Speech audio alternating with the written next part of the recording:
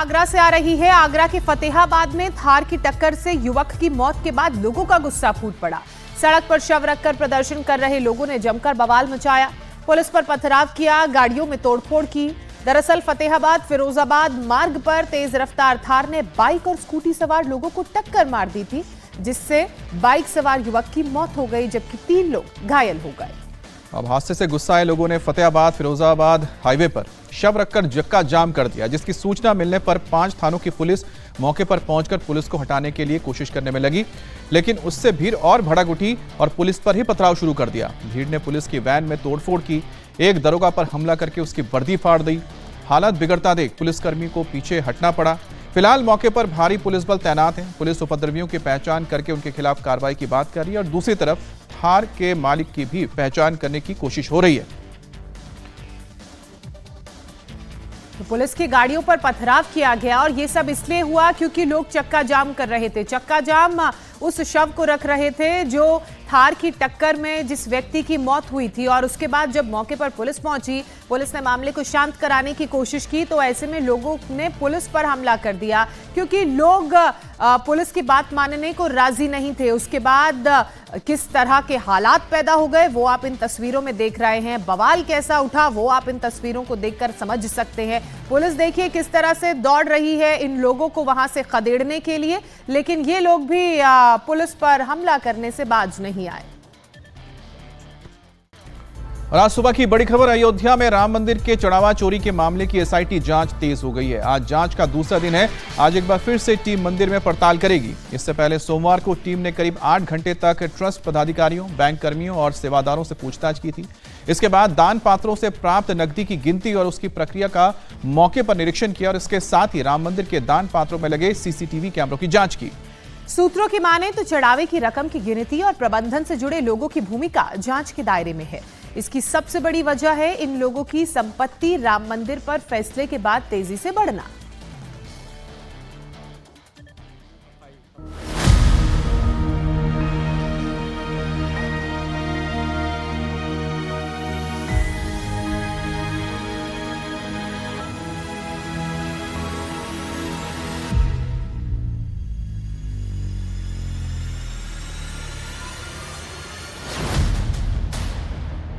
राम मंदिर के चढ़ावे में कितने करोड़ की चोरी।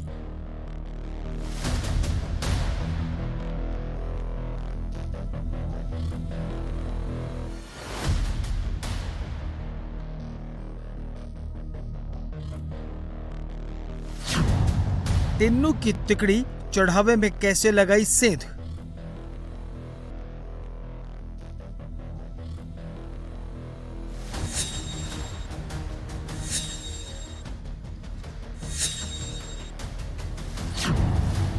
एसआईटी ने शुरू की जांच, रेडार पर कौन कौन।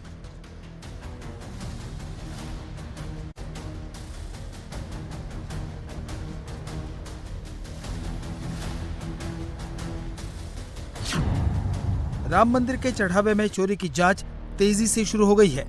एसआईटी के रेडार पर मंदिर के कर्मचारी से लेकर ट्रस्ट के पदाधिकारी तक हैं। राम मंदिर का कितना चढ़ावा चुराया गया, मंदिर से चढ़ावे की चोरी कैसे की गई, चढ़ावा चोरी में कौन कौन लोग शामिल हैं। एसआईटी इन्हीं सवालों के जवाब तलाश रही है।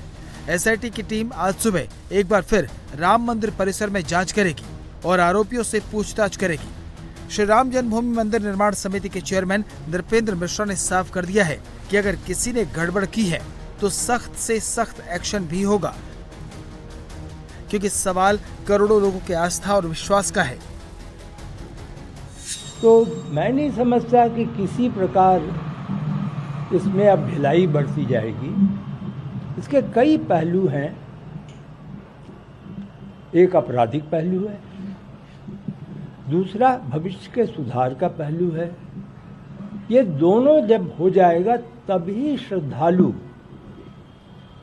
का विश्वास हम जीत पाएंगे।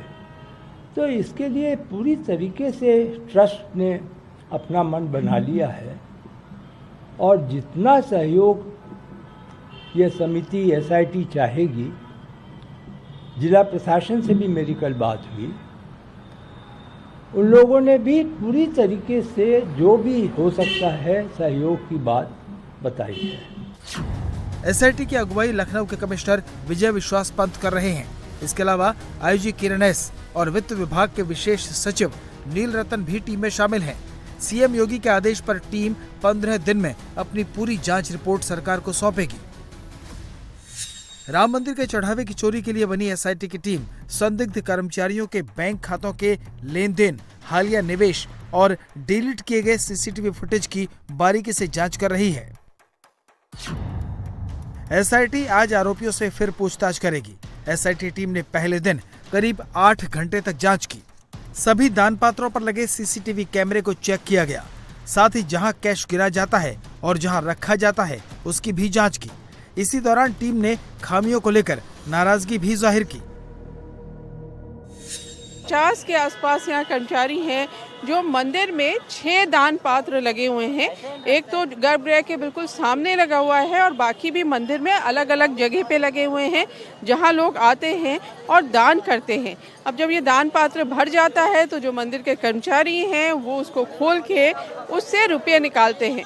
अब ये आरोप लग रहे हैं कि रुपए निकालते टाइम भी कुछ गड़बड़ी होती है। बहुत सारे लोग अपनी शर्ट के अंदर कुछ गड्डियाँ कर लेते हैं।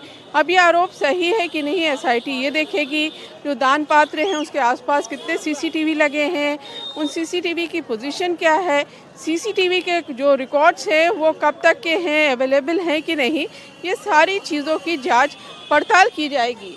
अब यहाँ ये भी आरोप लगाए जा रहे हैं कि जो लोग घपला कर रहे थे उन लोगों ने बीच बीच में सीसीटीवी बंद भी कर दिए थे कि जब वो रुपए निकालते थे तो सीसीटीवी बंद कर देते थे।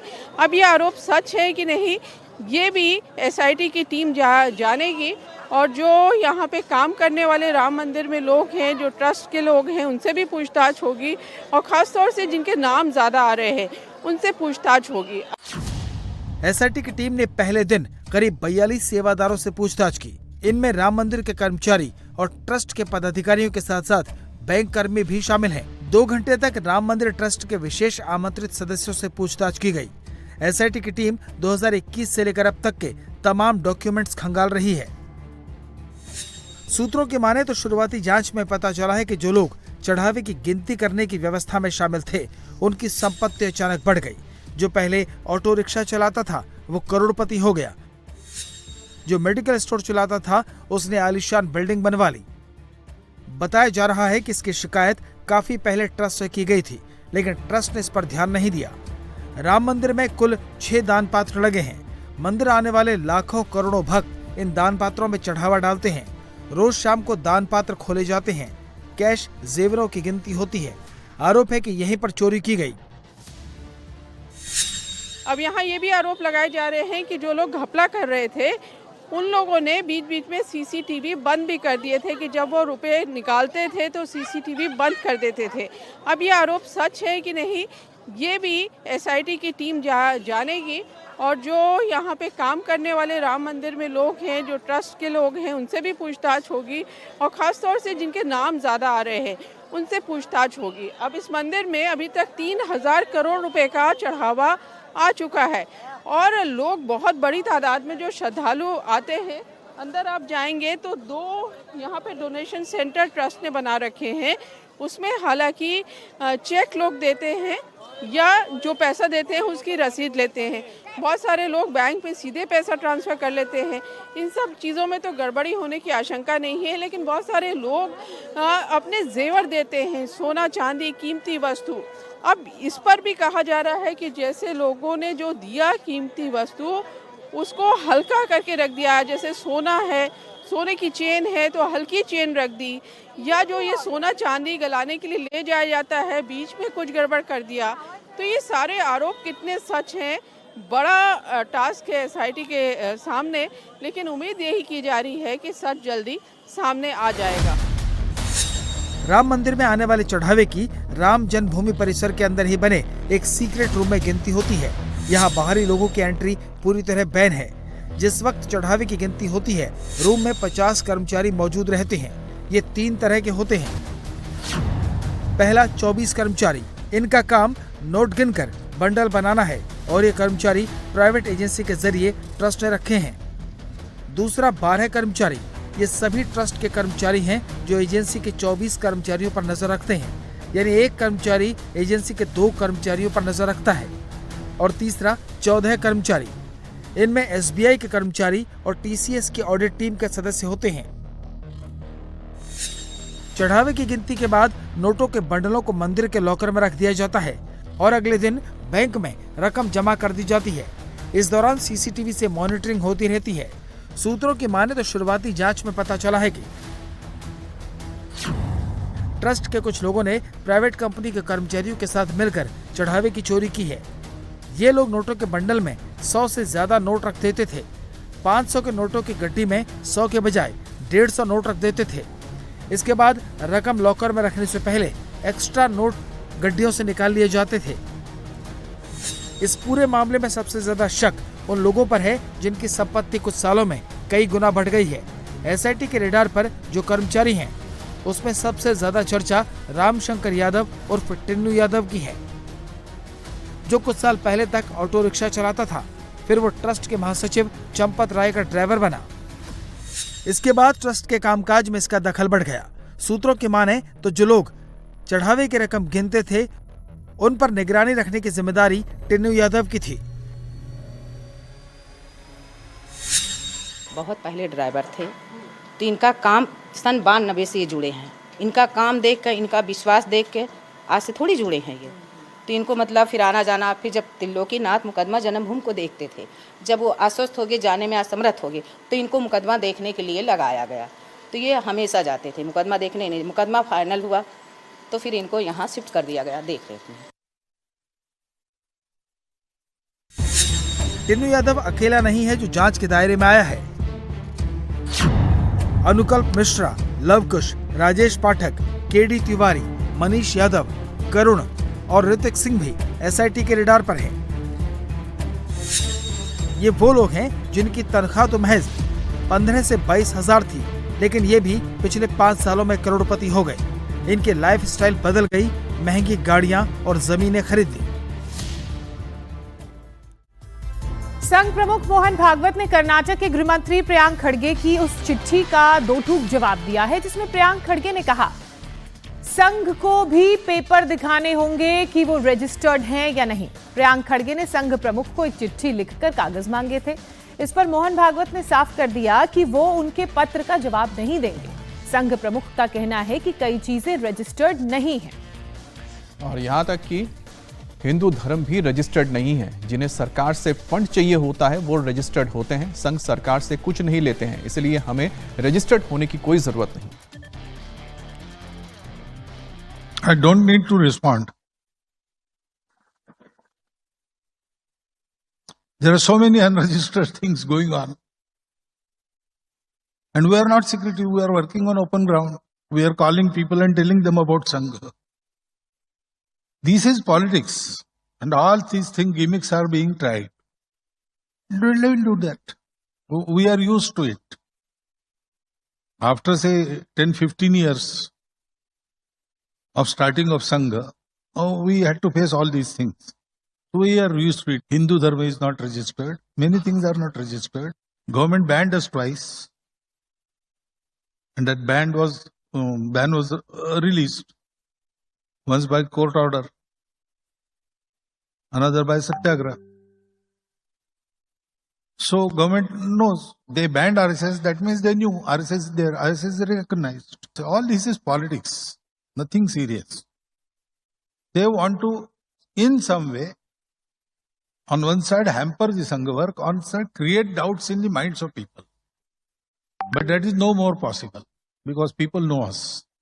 They say we are secretive. Our Karyakartas live in all localities. People are daily seeing them. Our shakhas are on open grounds. People are daily seeing them. We have public programs. अब आपको कोलकाता से आई एक ऐसी तस्वीर दिखाते हैं जो बताती है कि टीएमसी के टॉप लीडर अपने खिलाफ पब्लिक के गुस्से से कितने डरे हुए हैं। ममता बनर्जी के भतीजे और टीएमसी सांसद को अंडों से बचाने के लिए छातों से कवर किया गया। ये तस्वीरें उस वक्त की है जब अभिषेक बनर्जी कालीघाट स्थित ममता बनर्जी के घर पहुंचे थे और इससे पहले कि अभिषेक बनर्जी कार से उतरते उनके सुरक्षा कर्मियों ने काले छाते तान दिए और घर के अंदर जाने तक अभिषेक बनर्जी का चेहरा भी कोई नहीं देख पाया। इससे पहले टीएमसी के विधायक और प्रवक्ता कुणाल घोष पर उस वक्त अंडे फेंके गए जब वो ममता बनर्जी के घर के बाहर मीडिया के साथ बात कर रहे थे। टीएमसी ने इन हमलों के लिए बीजेपी को जिम्मेदार ठहराया है।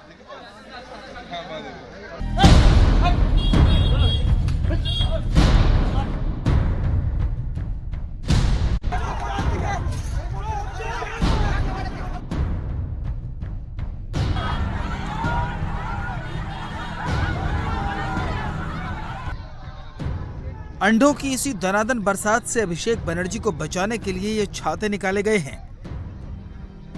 गाड़ी के अंदर अभिषेक बनर्जी हैं, जिनकी कुछ हफ्ते पहले तक पश्चिम बंगाल में तूती बोलती थी, लेकिन आज उन्हें छातों से कवर किया जा रहा है और इसकी वजह है टीएमसी नेताओं पर हो रही अंडों की बरसात।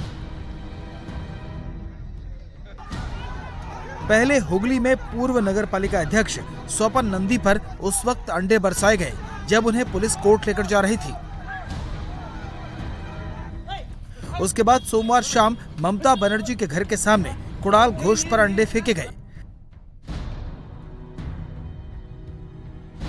इसके बाद टीएमसी के कार्यकर्ता अलर्ट हो गए और जब अभिषेक बनर्जी ईडी की पूछताछ के बाद ममता बनर्जी के कालीघाट स्थित घर पर पहुंचे तो उनका चेहरा भी नहीं दिखाई दिया। कोलकाता में बारिश नहीं हो रही थी, लेकिन छाते निकल आए और ये छाते अभिषेक बनर्जी को अंडों से बचाने के लिए थे। अभिषेक बनर्जी पर एक बार दक्षिण 24 परगना जिले के सोनारपुर में हमला हो चुका है। उस वक्त अभिषेक चुनावी हिंसा से पीड़ित एक टीएमसी कार्यकर्ता के परिजनों से मिलने जा रहे थे। इस घटना के बाद जगह जगह टीएमसी नेताओं को स्थानीय लोगों के गुस्से का शिकार बनना पड़ रहा है। कहीं कट मनी तो कहीं भ्रष्टाचार का आरोप लगाकर टीएमसी के नेता लोकल लोगों के निशाने पर हैं। सोमवार की शाम को भी ममता बनर्जी के घर के पास ऐसा ही हुआ। कुणाल घोष भवानीपुर में ममता बनर्जी के घर की तरफ जा रहे थे। उसी दौरान जैसे ही उन्होंने मीडिया से बातचीत शुरू की, एक स्थानीय युवक ने उन पर अंडे फेंकने शुरू कर दिए। 2 अंडे कुणाल घोष को लगे। इस हमले से कुणाल घोष सकपका गए और अंडे फेंकने वाले युवक की तरफ देखने लगे। वहां मौजूद लोगों ने उस युवक को वहां से हटाने की कोशिश की, लेकिन वो हटने को तैयार नहीं था। ये लोग बहुत अत्याचार किया भैया। ये हम लोग का ये कुणाल घोष का क्या अत्याचार किया है? ये कम अत्याचार नहीं किया हम लोग पब्लिक के ऊपर में। आज ये डीम खाने के लायक ही हो गया। ये डीम खाने के लायक ही है आज, इसीलिए इसको डीम मारने हम लोग आए हैं। हम लोग लोकल ही हम लोग गलत बहुत कुछ किया। आप लोग तो सब कुछ जानते हैं। ऐसा कुछ गलत काम नहीं किया जो पता नहीं है किसी को, सब कुछ जानता है। बहुत गलत काम किया लोग। कुणाल घोष ने अंडे फेंके जाने की शिकायत कालीघाट पुलिस स्टेशन में की है। शिकायत की एक कॉपी कोलकाता पुलिस के कमिश्नर को भी भेजी है। कुणाल घोष का आरोप है कि पुलिस इस हमले के दौरान मूक दर्शक बनी रही। सौगत राय, शोभनदेव चट्टोपाध्याय, कल्याण बनर्जी, मदन मित्र, विमान सीनियर लोग यहाँ पर थे। तो अगर कोई दूसरा सीनियर लोगों का ऊपर ये क्या हो रहा है? ममता दीदी का घर में तो कोई नहीं आएगा। ये क्या है? हम यहाँ से रास्ते से जा रहा है, हम यहाँ से निकल रहे हैं, हम क्यों खड़ा हुआ? तो आप लोग का रिक्वेस्ट में पहले मैं क्या बोला, आज कोई बोलने का कुछ नहीं है, तो आप लोग रिक्वेस्ट किया, मेरे खड़ा हो गया। ये क्या मेरा दोस्त? ममता बनर्जी के घर के सामने कुणाल घोष पर उस वक्त अंडे फेंके गए जब ममता कुछ खास सिपह सालारों के साथ अंदर मीटिंग कर रही थी। कुणाल घोष पर अंडे बरसे तो टीएमसी के नेताओं ने सीधे बीजेपी को घेरना शुरू कर दिया।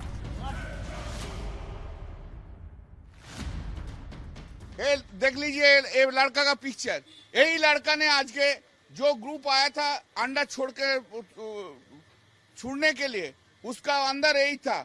हमने सीपी को साथ फोन किया, 25 मिनट 30 मिनट हो गया, लेकिन कोई नहीं आया है। हम लोग का लाइफ अभी डेंजर जगह में है।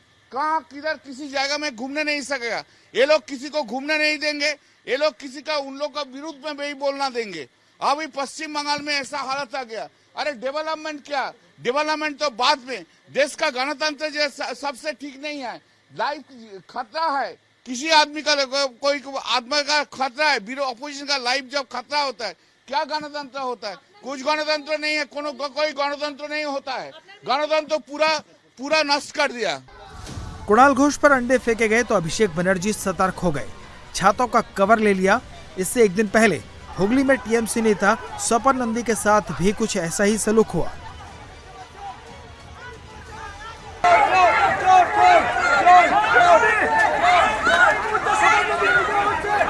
पुलिस टीएमसी के पूर्व राज्य सचिव स्वपन कुमार नंदी को गिरफ्तार करके गौराहट्टी क्रॉसिंग से पैदल आरामबाग थाने ले जा रही थी। तभी स्थानीय लोगों ने नंदी का विरोध शुरू कर दिया, चोर चोर के नारे लगाने लगे।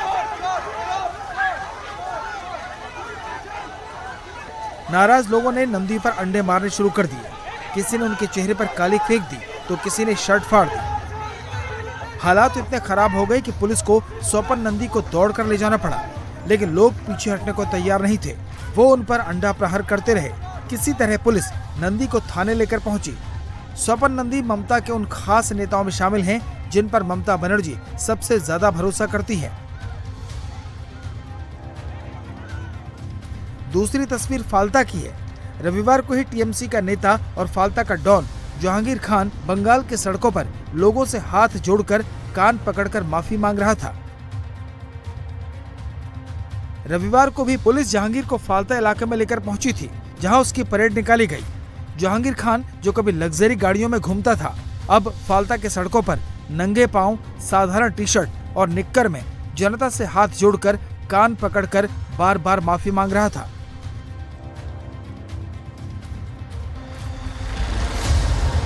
इसके अलावा दर्जनों वीडियो ऐसे हैं जिनमें टीएमसी के नेता वो कट मनी वापस कर रहे हैं जो उन्होंने पिछले 15 सालों में लूटी है। पब्लिक के इस गुस्से से टीएमसी नेता सिहर गए हैं। ममता बनर्जी के भतीजे अभिषेक बनर्जी को आज सीआईडी के सामने भी पेश होना है। टीएमसी सांसद अभिषेक बनर्जी से आज दोपहर 12 बजे भवानी भवन में सीआईडी के दफ्तर में पूछताछ होगी। ये पूछताछ चुनाव के दौरान हेट स्पीच के मामले से जुड़ी है। पश्चिम बंगाल विधानसभा चुनाव प्रचार के दौरान भड़काऊ भाषण देने के आरोप में अभिषेक बनर्जी के खिलाफ विधाननगर साइबर क्राइम थाने में एफआईआर दर्ज की गई, जिसकी जांच सीआईडी को सौंपी गई। ये शिकायत विधानसभा चुनाव नतीजों की घोषणा के एक दिन बाद दर्ज कराई गई। शिकायत में आरोप लगाया गया था कि तृणमूल कांग्रेस के राष्ट्रीय महासचिव अभिषेक बनर्जी ने चुनाव बाद हिंसा और मतगणना प्रक्रिया को लेकर भड़काऊ टिप्पणियां की थी। अब इससे पहले अभिषेक बनर्जी से ईडी ने सोमवार को 10 घंटे से ज्यादा समय तक पूछताछ की। यह पूछताछ पश्चिम बंगाल के प्राइमरी टीचर भर्ती घोटाले में हो रही है। अभिषेक सोमवार सुबह 11 बजे ईडी के दफ्तर पहुंचे और रात करीब 10 बजे बाहर निकले। पूछताछ के बाद अभिषेक बनर्जी ने बीजेपी पर हमला बोला। अभिषेक ने कहा कि इस केस में जिन लोगों को गिरफ्तार किया गया था उनमें से ज्यादातर लोगों को बेल मिल चुकी है, फिर भी उन्हें बुलाया जा रहा है। ममता बनर्जी के भतीजे ने कहा कि बीजेपी दबाव बनाकर उनकी पार्टी को तोड़ने की कोशिश कर रही है। कुछ नहीं, ये तो विंडिक्टिव काम है। अभिषेक पर वो प्रतिशोध लेने जा रहे हैं। 2 दिन एक के बाद एक सीआईडी हुआ, आज ईडी हुआ। लोगों को काम करने नहीं देगा, विरोधी नहीं रहेगा, यही उनका इच्छा है। यही बीजेपी का स्टाइल है। ये तो हैरेसमेंट है, विंडिक्टिव एटीट्यूड है, गलत है। ये रिवेंजफुल एक्शन है।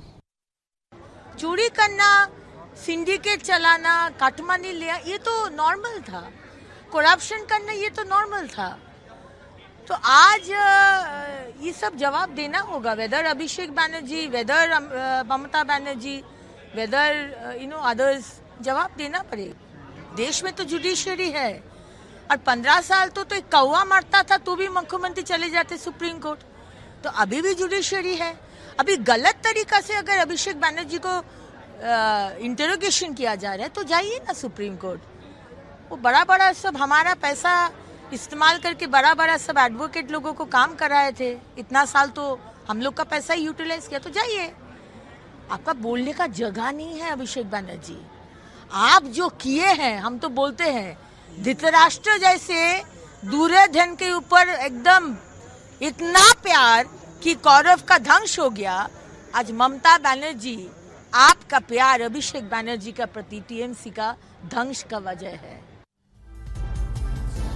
और अब बात करेंगे प्रधानमंत्री मोदी को मिले ग्लोबल सम्मान की। प्रधानमंत्री मोदी को स्लोवाकिया के सर्वोच्च नागरिक सम्मान दी order of the white double cross से नवाजा गया है। इस सम्मान के साथ पीएम मोदी को अब तक दुनिया के अलग अलग देशों से मिले सर्वोच्च सम्मानों की संख्या 33 तक पहुंच गई है। 2 दिन के दौरे पर स्लोवाकिया की राजधानी ब्रतिस्लावा पहुंचे पीएम मोदी का भव्य स्वागत किया गया। स्लोवाकिया के साथ भारत ने 11 अहम समझौते किए हैं। आज पीएम मोदी स्लोवाकिया से फ्रांस के शहर अवियान पहुंचेंगे, जहां वो G7 समिट में शामिल होंगे। इस दौरान पीएम मोदी की अमेरिकी राष्ट्रपति डोनाल्ड ट्रंप से भी मुलाकात होगी।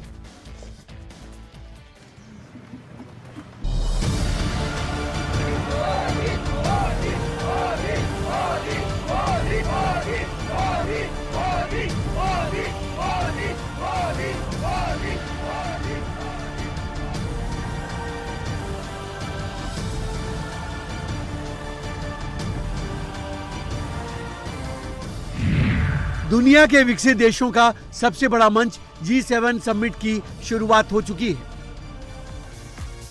समिट में शामिल होने वर्ल्ड लीडर्स फ्रांस के शहर एवियन पहुंच चुके हैं।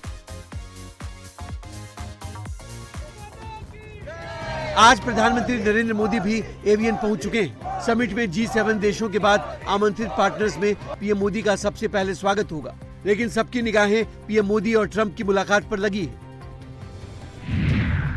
17 जून को शाम 6:15 बजे पीएम नरेंद्र मोदी और अमेरिकी प्रेसिडेंट डोनाल्ड ट्रंप की मुलाकात होगी।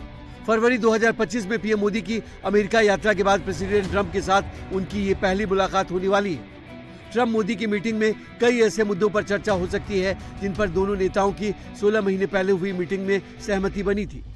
जाहिर है दोनों नेताओं के बीच चर्चा में ट्रेड डील पर फोकस होगा, लेकिन पीएम मोदी और ट्रंप की ये मुलाकात ऐसे वक्त पर हो रही है जब ट्रंप प्रशासन की व्यापार टैरिफ नीति के कारण भारत और अमेरिका के बीच तल्खी देखी गई थी। तो वहीं हाल के दिनों में ओमान की खाड़ी में अमेरिकी हमले में 3 भारतीयों की मौत के बाद मोदी ट्रंप की ये मुलाकात काफी अहम होने वाली है। आज पीएम मोदी G7 समिट में भाग लेंगे।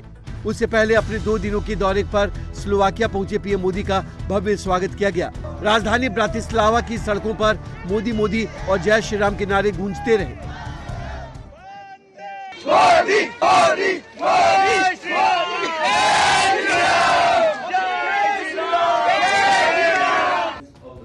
पीएम मोदी को स्लोवाकिया के सर्वोच्च नागरिक सम्मान the order of the white double cross first class से नवाजा गया। स्लोवाकिया के सर्वोच्च सम्मान को देश की जनता को समर्पित करते हुए पीएम मोदी ने एक्स पोस्ट में लिखा, ब्रातिस्लावा में the order of the white double cross first class प्राप्त करके मैं सम्मानित महसूस कर रहा हूं। भारत की 140 करोड़ जनता के इस सम्मान के लिए मैं स्लोवाकिया की जनता और सरकार का आभारी हूं। मैं ये पुरस्कार भारत और स्लोवाकिया के बीच अटूट दोस्ती को समर्पित करता हूं। स्लोवाकिया को मिलाकर पीएम मोदी को अब तक 33 देश अपने सर्वोच्च नागरिक सम्मान से सम्मानित कर चुके हैं।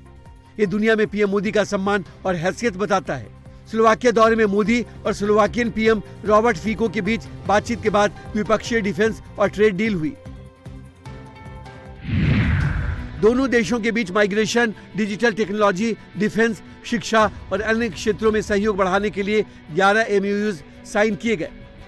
प्रधानमंत्री जी और मैंने हमारे सहयोग को नई दिशा और नई ऊर्जा देने पर विस्तृत रूप से चर्चा की।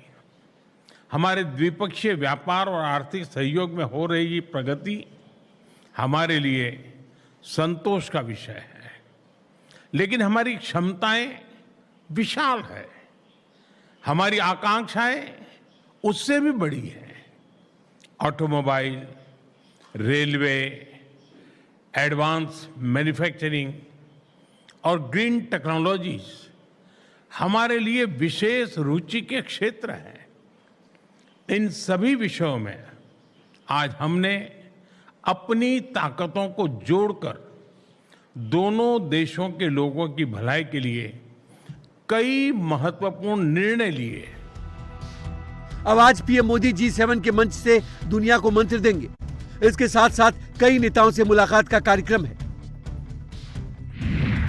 पीएम मोदी आज G7 के साझेदार देशों वर्ल्ड बैंक और अफ्रीकी विकास बैंक की बैठक में शामिल होंगे। कनाडा के पीएम मार्क कार्नी के साथ द्विपक्षीय बातचीत होगी। ब्रिटेन और UAE के राष्ट्राध्यक्षों के साथ ही पीएम मोदी द्विपक्षीय वार्ता में शामिल होंगे।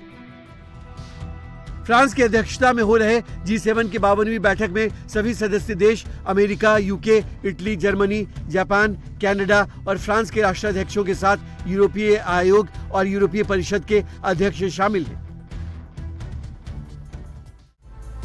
अहमदाबाद में साइबर क्राइम ब्रांच ने री-नीट परीक्षा के नाम पर ठगी करने वाले अंतर्राज्यीय साइबर गिरोह का पर्दाफाश किया है। गिरोह सोशल मीडिया पर चैनल बनाकर री-नीट परीक्षा का पेपर होने का झांसा देता और छात्रों से ऑनलाइन वसूली करता। मामले में राजस्थान के सुमेर सिंह मीणा और आकाश मीणा को गिरफ्तार किया गया। आपको बता दें कि नीट का पेपर 21 जून को फिर से होना है। ऐसे में जांच में ये सामने आया कि आरोपियों ने करीब 8 टेलीग्राम चैनल बनाए और इन चैनल्स के जरिए ये री-नीट का पेपर होने की बात कहकर लोगों के साथ, छात्रों के साथ ठगी करते थे। आरोपी सोशल मीडिया पर झूठे विज्ञापन पोस्ट करते, छात्रों को अपने जाल में फंसाते। साइबर क्राइम ब्रांच के मुताबिक आरोपियों के 6 बैंक खातों में पिछले 1 साल में करीब 80 लाख रुपए की लेन-देन की जानकारी है। साथ ही देश के अलग अलग राज्यों से इन खातों के संबंध में 12 शिकायतें भी मिली हैं। अलग अलग टेलीग्राम ग्रुप में ऐसे एडवर्टाइजमेंट देते थे, ऐसे प्रोजेक्शन करते थे कि इनके पास नीट का री-नीट का जो एग्ज़ाम होने वाला है 21 जून को, उसका पेपर आ गया है और उसके चक्कर में ये लोग टेलीग्राम हो, इंस्टाग्राम हो, अलग अलग सोशल मीडिया के प्लेटफॉर्म्स पे जाहिरात करते थे और लोगों से एडवांस भी लेते थे। और जब वो लोग पैसा पे करते थे तो ये लोग वॉश आउट हो जाते थे। और ये इनका एक बड़ा गैंग है जो कि अलग अलग टेलीग्राम चैनल्स में ये लोग अपने आदमी को खुद को इन्वॉल्व करवाते थे और जब ये देखते थे कि 300-400 प्रीमियम मेंबर्स ऐड हो गए हैं तो उन्हीं के मेंबर्स, जो गैंग के मेंबर मैसेज ऐसा करते थे कि पिछली बार जो आपने पेपर दिया था वो 80% से ज़्यादा स्ट्राइक रेट हुआ और इस बार भी हमें तीनों पेपर चाहिए, आप जितना पैसा को एडवांस देते हैं और आपका धन्यवाद कि एडवांस लेने के बाद आपने वो पूरा पेपर हमें दिया, ताकि लोगों में ऐसा विश्वास आ जाता था कि भाई पब्लिक को पहले भी इन्होंने पेपर लीक किया हुआ है, उसको ध्यान में लेके वो लोग एडवांस पैसा देते थे और जब ये पैसा पूरा ट्रांसफ़र हो जाता था तो वो वॉश आउट हो जाते थे। जैसा कि मैंने आपको बताया, इस बार नीट के एग्ज़ाम पूरे सिक्योरिटी फीचर्स के साथ, पूरा सिक्योरिटी बंदोबस्त के साथ कंडक्ट किया जा रहा है और एश्योरेंस सरकार की तरफ से ऐसी है कि कोई भी पेपर लीक नहीं होगा, ना ही इस बार पूरे जो सिक्योरिटी प्रिकॉशंस हैं वो ली जा रही हैं। जबकि ये वाले जो गैंग्स थे उन्होंने सरकार की इमेज, एनटीए की इमेज और जो बाकी एजेंसीज की इमेज ऐसी प्रोजेक्ट की थी कि इस बार का पेपर भी मार्केट में आ गया है और कुछ पैसे देके वो उसको पब्लिक का एक्सेस मिल सकता है। और इसके अलावा जयपुर में एसआई भर्ती परीक्षा 2021 पेपर लीक के मामले में एसओजी ने बड़ी कार्रवाई की है। मामले में पेपर लीक नेटवर्क के सरगना हर्षवर्धन कुमार मीणा के भाई पुष्पेंद्र कुमार मीणा को गिरफ्तार कर लिया गया है। जांच में सामने आया है कि आरोपी पुष्पेंद्र ने पेपर से पहले अभ्यर्थी ब्रजेश कुमार को लीक हुआ सॉल्व पेपर पढ़ाया था, जिसके बदले करीब 45 लाख रुपए का सौदा हुआ। अगली खबर बिहार की राजधानी पटना से, जहां खान कोचिंग के बाहर फायरिंग के मामले के बाद अब गोलीकांड को लेकर तनाव बना हुआ है। रोशन आनंद ने अपने भाई की हत्या का आरोप फैजल खान और खान सर पर लगाया। मामले की जांच सीबीआई से कराने की मांग की। रोशन आनंद का दावा है कि साजिश के तहत उनके भाई प्रिंस की हत्या की गई, जिसे लेकर उनके छात्रों ने कैंडल मार्च निकाला और न्याय की गुहार लगाई। हालांकि खान सर भी मामले में उच्च स्तरीय जांच की मांग कर रहे हैं। खान सर का कहना है कि वो परिवार के साथ खड़े हैं और जो भी मामले में दोषी हो उसके खिलाफ सख्त कार्रवाई होनी चाहिए।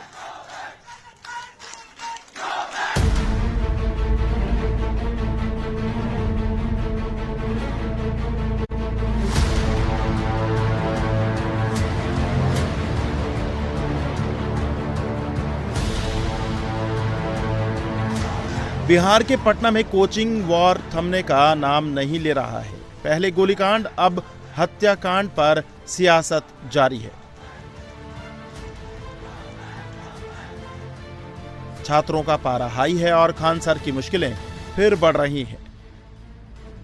देर रात प्रिंस यादव का अंतिम संस्कार कर दिया गया। रोशन आनंद ने नम आंखों से अपने भाई प्रिंस यादव को मुखाग्नि दी। इस दौरान उनके पैतृक गांव में छात्रों और लोगों की जबरदस्त भीड़ दिखी। रोशन आनंद अपने भाई प्रिंस यादव की हत्या का सीधा आरोप खान सर पर ही लगा रहे हैं। दावा कर रहे हैं कि उनके भाई प्रिंस की मौत के पीछे फैजल खान का ही हाथ है। ऐसे में मामले की सीबीआई जांच होनी चाहिए। मामला इतना गंभीर क्यों हुआ, उसके पीछे की वजह बताते हैं। दरअसल नेपाल के विराटनगर के एक होटल में प्रिंस यादव का शव मिला। प्रिंस की आंख पर चोट के निशान थे। ये बताया गया कि बॉडी में जहर पाया गया है। नेपाल पुलिस ने मामले में 5 लोगों को हिरासत में लिया है। 2 जून को खान सर कोचिंग में हुए हमले के बाद खान सर उर्फ फैजल खान की ओर से कराई गई एफआईआर में प्रिंस भी नामजद आरोपी था। ऐसे में जमानत पर जेल से बाहर आते ही रोशन आनंद ने फैजल खान पर बड़े आरोप लगाए। दूसरी ओर रोशन आनंद के छात्रों में जबरदस्त गुस्सा है। छात्रों ने कैंडल मार्च निकाला, आरोप लगाया कि उनके सर के साथ अन्याय हुआ है। पहले उन्हें जेल में बंद किया गया और अब उनके भाई की नेपाल में हत्या करा दी गई। आखिर क्यों इतना बड़ा घटना घट गया? सर जेल में थे, उनकी मृत्यु होगी, उनके भाई की नेपाल में कैसे हुआ? इस मुद्दे की पूरी तरह सीबीआई जांच होनी चाहिए। जिस तरह से बिहार सरकार में और न्यायालय पूरा बिहार सरकार बिका हुआ है और जातिगत समीकरण देकर सर को जताया जा रहा है और सर को पूरा हम लोग साथ है। और जिस तरह सर को मेंटली डिस्टर्ब करके प्रिंस भाई को मारा गया है, बिल्कुल गलत है। अभी तक पुलिस प्रशासन कुछ निष्पक्ष जांच नहीं किया। हम लोग यही मांग कर रहे हैं कि उसमें जो भी निर्दोष हो उसके उचित से उचित सजा हो। श्रद्धांजलि कुछ ना, सब उनका चाल है। ये पूरा खून का जिम्मेवार हुए है। कहा कि ये इतना छोटा सा मैटर को इतना बड़ा बना दिया कि रोशन फॉर को अरेस्ट करना पड़ा और उनके भाई के ऊपर भी एफआईआर कर दिया, जिसके तहत भाग गए, नेपाल चल गए। फिर हमारे को जब तक जमानत मिल जाएगा, लेकिन उन्हीं के द्वारा जमानत न दिया गया। इसमें कहीं ना कहीं उन्हीं का साजिश है पूरा मर्डर में। हालांकि खान सर ने प्रिंस यादव को श्रद्धांजलि दी और मामले में उच्च स्तरीय जांच की मांग की। अब खबर राजधानी दिल्ली से है, जहां दयालपुर इलाके में मर्डर का सीसीटीवी फुटेज सामने आया। उत्तर पूर्वी दिल्ली के दयालपुर थाने के नेहरू विहार इलाके में 3 स्कूटी सवार हमलावरों ने राशिद नाम के शख्स पर ताबड़तोड़ गोलियां चला दी। मौके से फिर फरार हो गए। घायल शख्स को अस्पताल ले जाया गया, लेकिन इलाज के दौरान डॉक्टरों ने उसे मृत घोषित कर दिया। बंगाल के पश्चिम बर्धमान में हिंदूवादी संगठन के लोगों ने बड़े पैमाने पर घर वापसी का अभियान शुरू किया है और इसी कैंप के तहत शनिवार को पांडेश्वर के पंच पांडव मंदिर में 100 लोगों की घर वापसी कराई गई। इसके लिए वैदिक रीति रिवाज के साथ साथ धार्मिक अनुष्ठान भी हुआ और फिर शुद्धिकरण के साथ 100 लोगों को वापस हिंदू धर्म में घर वापसी कराई गई। इस वक्त की एक बड़ी खबर उत्तर प्रदेश के प्रयागराज से, जहां ट्रिपल मर्डर से हड़कंप है। वारदात यमुनानगर जोन के मेजा थाना क्षेत्र के कुकुरकटवा गांव की है। अज्ञात हमलावरों ने एक ही परिवार के 3 सदस्यों के सिर पर वार कर निर्मम तरीके से हत्या कर दी। मृतकों में श्यामलाल उर्फ कल्लू, उनकी पत्नी और उनकी भाभी शामिल है।